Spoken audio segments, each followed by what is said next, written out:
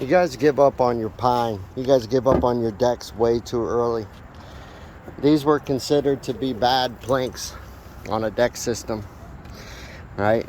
The edges of them had some, they were tore up. The edges of them were tore up. But look, I cut off those little edges down there. But look, I want to show you guys how great pine is. This is pine decking. It had been on that deck for about 20 years. Look at that. Nothing. Like it ain't aged a day.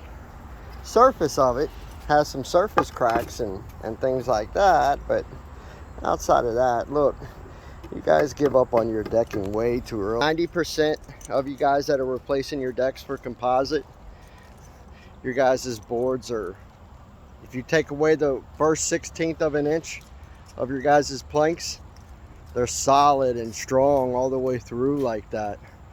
And you guys are spending $30,000, $40,000 on composite decks when pine just, what's wrong with pine?